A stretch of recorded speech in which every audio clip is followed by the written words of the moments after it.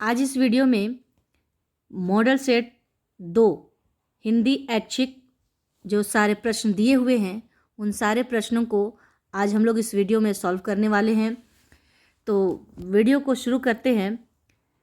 इसमें सबसे पहला जो है खंड क अपठित बोध है। इसमें आपको पढ़ना है और इससे प्रश्न जो पूछा गया है 1 से 4 उसके उत्तर देने हैं। गद्यांश में है, सभी धर्म हमें एक ही ईश्वर तक पहुंचाने के साधन हैं। अलग रास्तों पर चलकर भी हम एक ही स्थान पर पहुंचते हैं।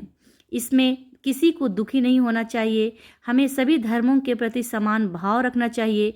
दूसरे धर्मों के प्रति समभाव रखने से धर्म का व्यापक बनता है। हमारी धर्म के प्रति अंधता मिटती है। इससे हमारा प्रेम अधिक ज्ञानमय और पवित्र बनता है। यह बात लगभग असंभव है कि इस पृथ्वी पर कभी भी एक धर्म रहा होगा या हो सकेगा। यही कारण है कि लेखक विविध धर्मों में ऐसे तत्वों को खोजने का प्रयास करता है जो विभिन्न धर्मों के अनुयायियों के मध्य सहनशीलता की भावना को विकसित कर सके।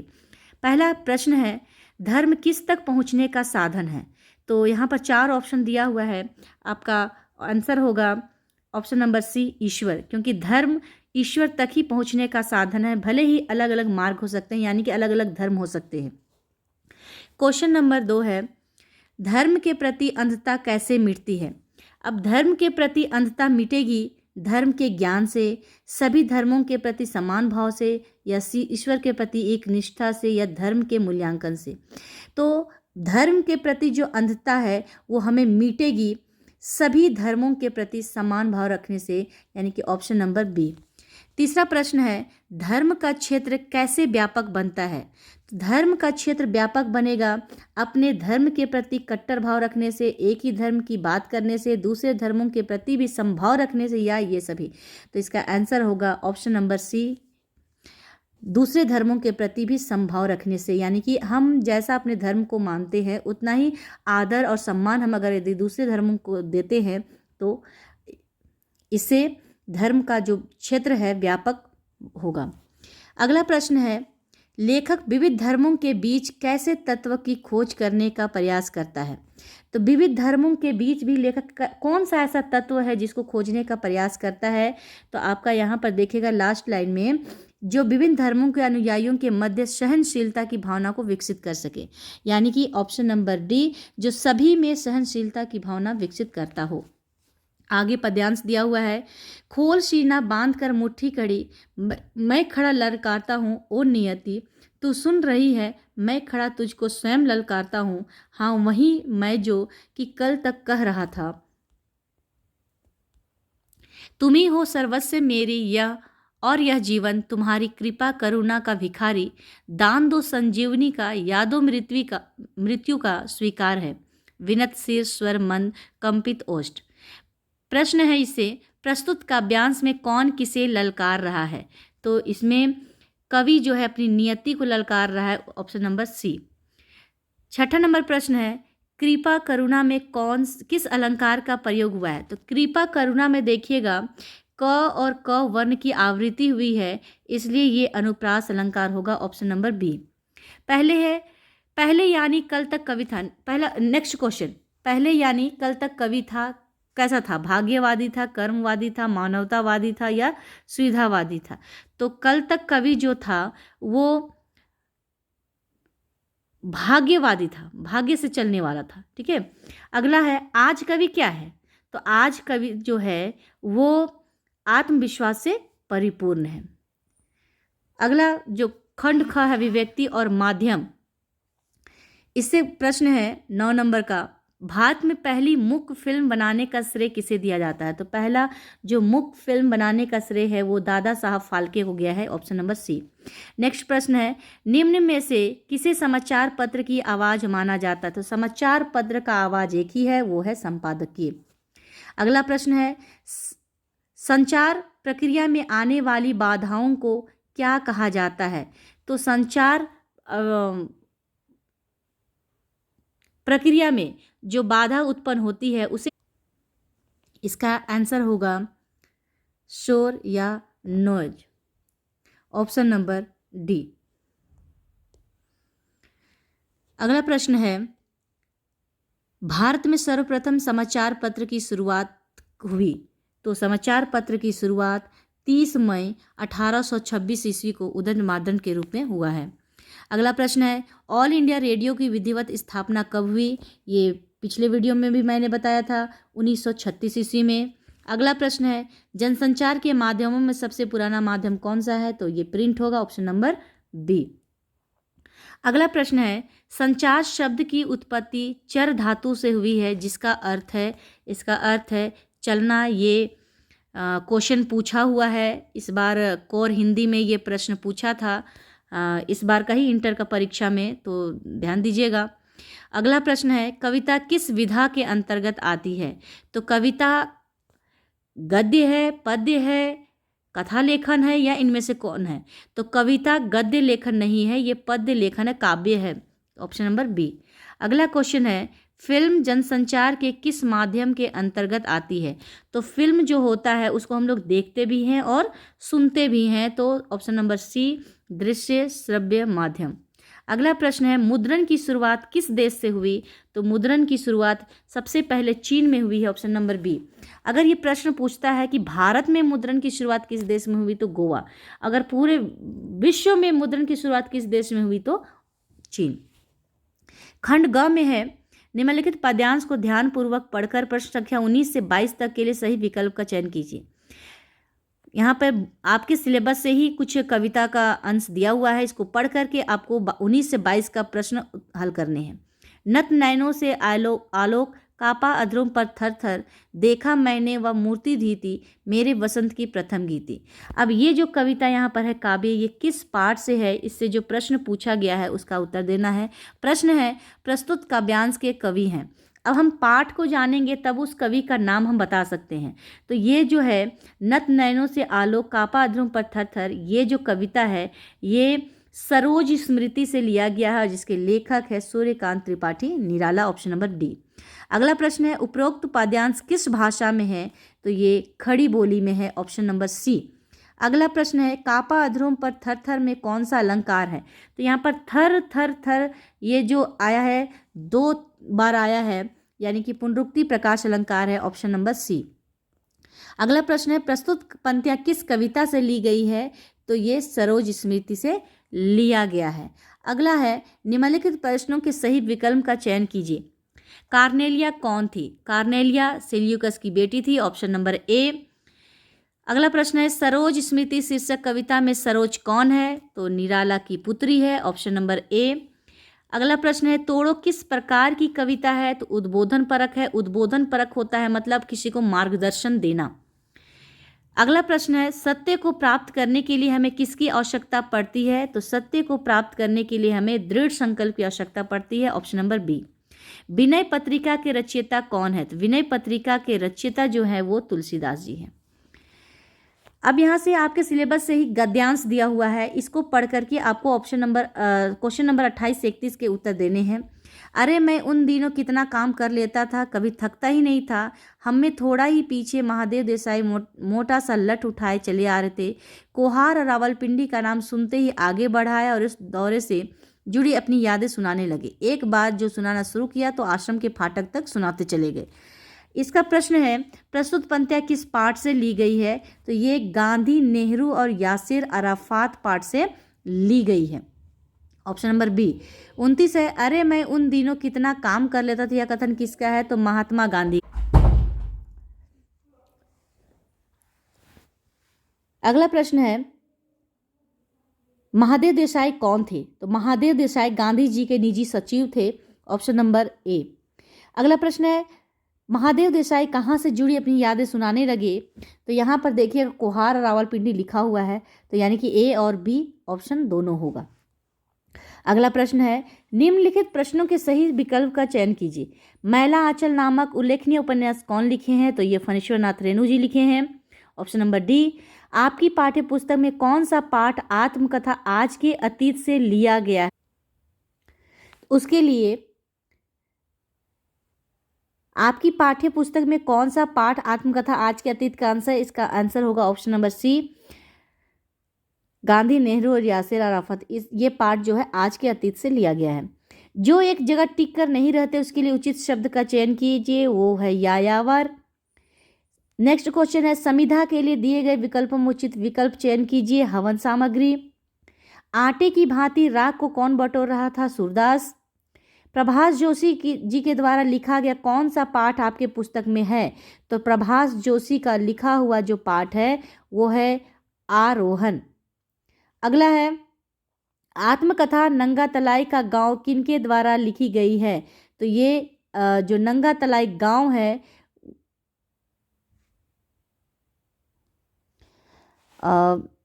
माफ़ कीजिएगा, ये जो क्वेश्चन है प्रभास जोशी के द्वारा लिखा गया कौन सा पाठ आपके पुस्तक में है, तो ये ऑप्शन नंबर सी होगा। मैंने डी कहा था आरोहण, आरोहण जो है वो संजीव का है। तो 37 नंबर का क्वेश्चन नंबर 37 नंबर प्रश्न का उत्तर होगा सी। अगला प्रश्न है, आत्मकथा नंगा तलाई का गांव किनके द्वारा लिखी गई है, तो ये नंगा तलाई का गांव जो है वो विश्वनाथ त्रिपाठी द्वारा लिखा गया है आत्मकथा। बिस्कोहर की माटी।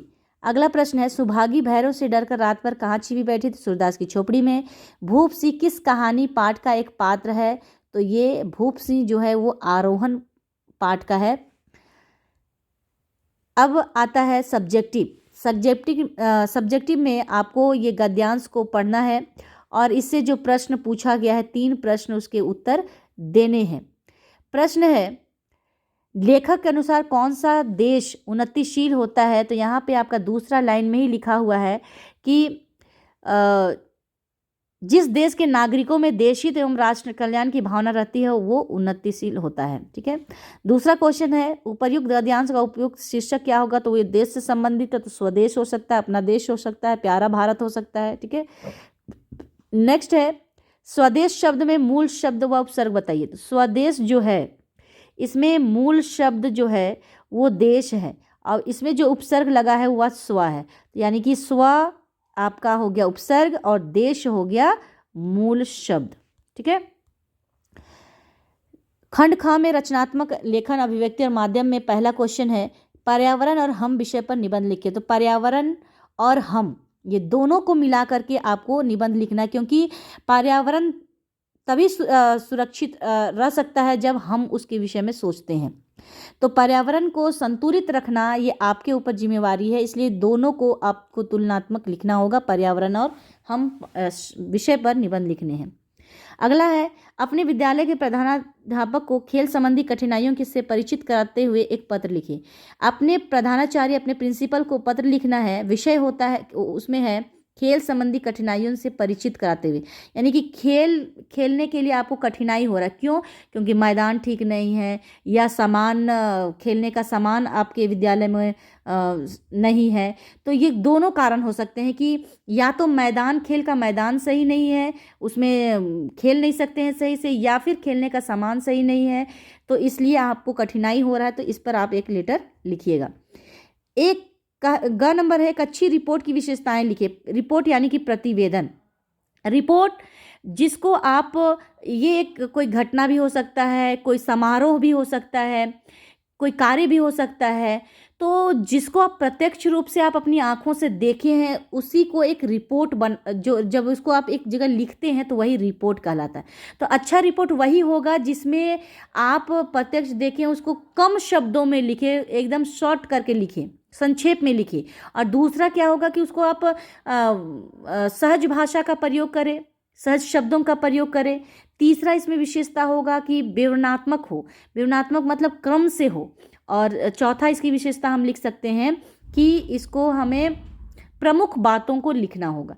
ये 4-5 विशेषताएं हैं जो आप लिख सकते हैं।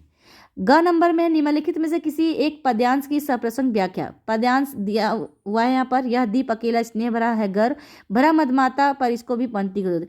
एक दीप, दीपक यहाँ पर समाज का प्रतीक है, सॉरी दीपक जो है व्यक्ति का प्रतीक है और जो पंक्ति है वो समाज का प्रतीक है। ये अज्ञे द्वारा यह दीप अकेला पाठ से लिया गया है। इसमें आपको 4 स्टेप करके लिखने होंगे। भूमिका प्रसंग, संदर्भ, पहले संदर्भ लिखिएगा, फिर प्रसंग लिखिएगा, फिर व्याख्या और फिर विशेष। तो आप संदर्भ में कवि और कविता का नाम, प्रसंग में समाज को उन्नति के लिए या फिर समाज और राष्ट्र एक प्रतिभाशाली व्यक्ति को चिन्हित करते हुए उसको समाज में जगह देने की बात यहाँ पर की गई है।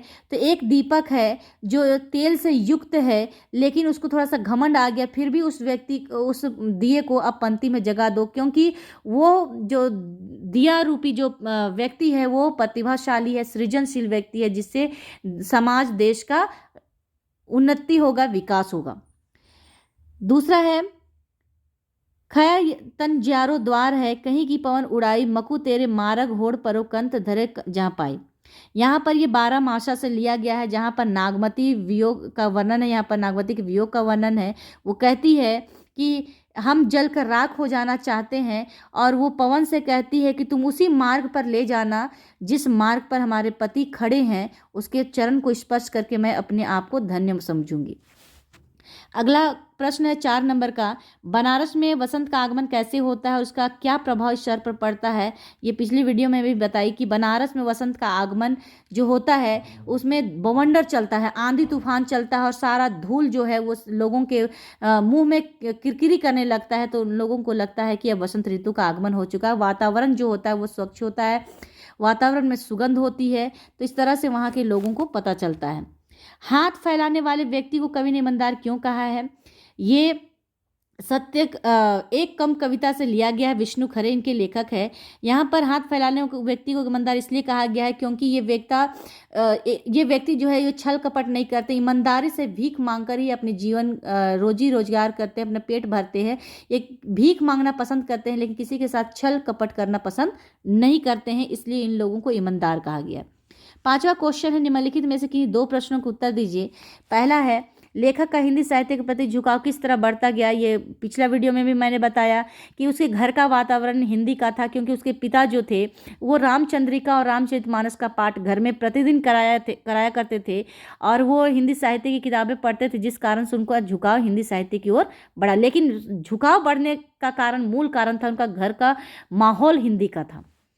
अगला प्रश्न है, बालक द्वारा इनाम में लड्डू मांगने पर लेखक ने सुख की सांस क्यों भरी। इसलिए भरी क्योंकि उनको लगा कि बच्चा बच गया है, बालक बच गया है, क्योंकि उसको रटाया गया था, रटंत विद्या उसको सिखाई गई थी, जो उसके उम्र के बिल्कुल से अलग था, उसके माल मनोविज्ञान से अलग था। तो बच्चे को वैसे ही शिक्षा देनी चाहिए, बच्चे को वैसे ही ट्रीट करना चाहिए जितना बच्चा का उम्र हो, क्योंकि बच्चा का उम्र जो होता है खेलने खालने की होती है, अपने प्रवृत्ति के अनुसार बच्चे को चलना चाहिए। तो वहाँ पर बच्चे ने वहाँ पर रटंत विद्या का प्रयोग ना करके वो स्वाभाविक प्रवृत्ति उनकी झलकी लड्डू मांगने पर, इसलिए वो सुख की सांस भरी। अगला है, बड़ी बहुरिया का संवाद हरगोविंद क्यों नहीं सुना सका। इसलिए नहीं सुना सका क्योंकि बड़ी बहुरिया अगर छोड़कर घर चली जाती तो गांव की बदनामी होती, घर की लक्ष्मी थी वो, इस कारण से वो सब कुछ सोचता है, विचारता है, सहानुभूति प्रकट करता है अपने बड़ी बहुरिया के प्रति। इस कारण से वो ये डिसीजन ले लेता है कि अब हमको सुनाना नहीं है, इस प्रकार वो सुना नहीं पाता है। अगला प्रश्न है, सूर्यकांत त्रिपाठी निराला जी के द्वारा रचित 2 काव्य कृतियों के नाम। तो निराला जी की 2 काव्य कृतियों का नाम, पहला ही है सरोज स्मृति जो आप पढ़े हैं, और दूसरा लिखे गीत गाने दो मुझे, 2 आपके बुक में ही दिया हुआ है। अगला है, पंडित चंद्रधर शर्मा गुलेरी जी के द्वारा रचित किन्हीं 2 कहानियों के नाम लिखिए। तो चंद्रधर शर्मा गुलेरी जी की रचित 2 कहानी के नाम उसने कहा था, बुद्धू का जीवन, सुखमय जीवन, नहीं सॉरी, बुद्धू का कांटा और सुखमय जीवन, ये 3 है, आप 2 लिख सकते हैं। अगला प्रश्न है, हमारी आज की सभ्यता नदियों को अपने गंदे पानी के नाले बना रही है, क्यों और कैसे।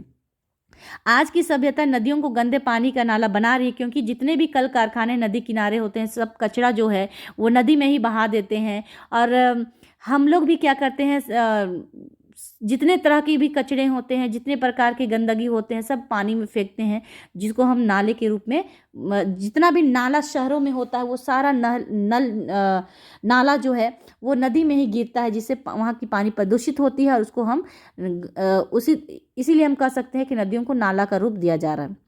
अगला है, महीप अपने विषय में बात पूछे जाने पर उसे टाल क्यों देता है। तो महीप अपने विषय में बात पूछे जाने पर इसलिए टाल देता है क्योंकि महीप भूप सिंह का बेटा रहता है, और वो अपने पिता को अपनी माँ की मौत का जिम्मेदार मानता है और अपने पिता के साथ नहीं रहता है। इसलिए जब उसके बारे में पूछा जाता है तो वो टाल देता है बात को, अपने विषय में नहीं बताता है। अगला प्रश्न है, भैरव ने सूरदास की झोपड़ी क्यों जलाई? इसलिए जलाता है क्योंकि भैरव सूरदास को अपनी पत्नी के साथ उसको गलत विचार आते हैं कि हमारी पत्नी के साथ इसका अवैध संबंध है, इस तरह का सोच वो रखता है और इसी कारण से वो भैरव जो है सूरदास को से बदला लेने की ठानता और उसके घर को जला देता है। अगला प्रश्न है, फूल केवल गंध ही नहीं देते, दवा भी देते हैं, कैसे? फूल गंध देने के साथ साथ दवा का भी काम करते हैं, क्योंकि बहुत सारे ऐसे फूल हैं जो आपने चैप्टर में पढ़ा है कि सांप काटता है या बिरनी काट देता है तो किस तरह से उसके बेर का फूल को लगा देने से ठीक हो जाता है। बहुत सारे ऐसे फूल हैं जिसको जो दवा काम करते हैं, जैसे कि गेंदा का है। तो ये सिर्फ गंध ही नहीं देते हैं बल्कि दवा का भी काम करते हैं, ये आपको बताना है। आज के लिए बस इतना ही। अगला वीडियो में जो मॉडल सेट 3 है उसका उत्तर बताऊंगी। धन्यवाद।